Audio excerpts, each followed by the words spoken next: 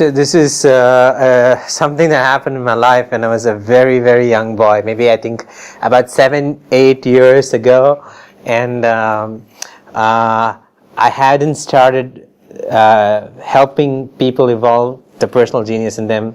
I was in the technology field. I was a chief technology officer of a company, and the CEO of that organization is taking me with him to meet an investor.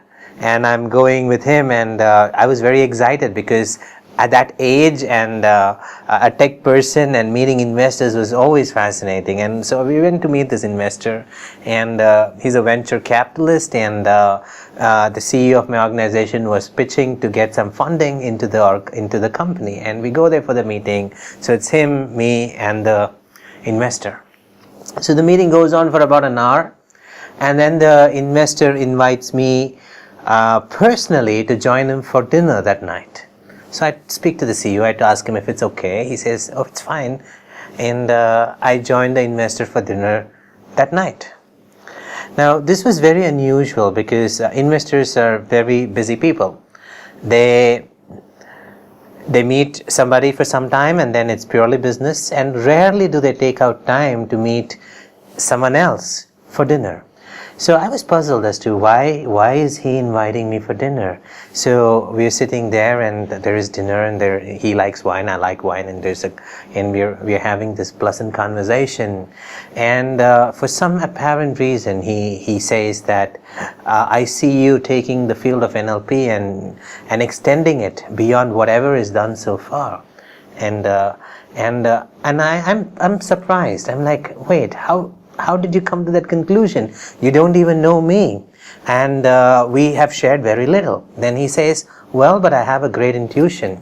He starts talking about his intuition about people, how he finds out things about people in less than 5-10 minutes. And then he makes a statement that was the most shocking to me. He says, Antano, I decide to invest in a company or not within the first 15 minutes. And then I said, have you decided to invest in the company that I came representing this morning? He said, no, I'm not going to invest in that organization. And I was even more surprised and shocked because I couldn't understand. If he's made a decision, why is he having this conversation with my CEO? He scheduled a time for a next meeting. And for many years, this kept playing in my head. Why does he meet, talk to people, when he's already decided he's not going to invest? And in my search for an answer to this question, I found out that it is not just that investor, it's all of us, most of us. When we want to buy something, when we want to take up that job, when we want to hire somebody, we have made a decision, but then we are not very consciously aware of it. Then there is a drama that unfolds. We ask for more details, the person tries to give us more details, and then slowly it progresses into a closure, or at the end of it we say, sorry, this is not for us. We all do that.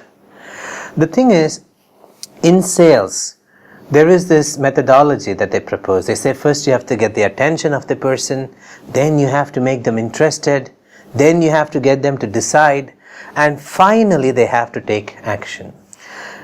That creates an illusion that that decision happens much later in the cycle. But what I have learned from this experience with this investor, as well as meeting thousands of decision makers, is that people make decisions in the first 5, 10, 15 minutes maximum. They may not know they have decided consciously. They may not say it, but at the back of their mind, in their heart, they have decided. Should I go with this person or not? Do I trust this person or not? Do I know this person can help me or not? So unlike what people teach us, it's not somewhere in the end of the closure where people decide. No, decision happens right at the beginning. Why is that so important to know? Well, it is important because that means now you know that in the first 15 minutes, people have decided.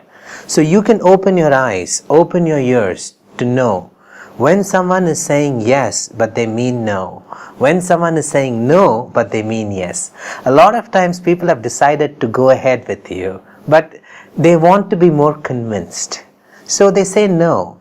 It only means that you have to convince them more, give them more facts, more details. But if you don't know that, then you might take that no seriously and you might actually miss out on an opportunity. And sometimes people say yes because they think they're going to go ahead, but in the back of their mind they have decided no.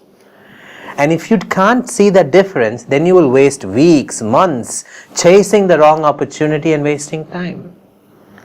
So I invite you to learn from this story, to start noticing, to open your eyes and ears, to recognize an unconscious no from a conscious no, an unconscious yes from a consciousness. See, there is a conscious mind and there is an unconscious mind. And the unconscious mind is what gives us these intuitions. In the blink of an eye, we know, we judge some people, we know what they're thinking. And these intuitions come from our unconscious mind.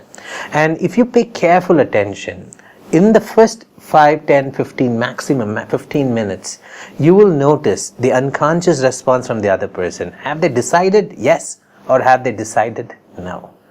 And then you will be able to go after a lot of opportunities that you have missed and to avoid opportunities that are only waste of time.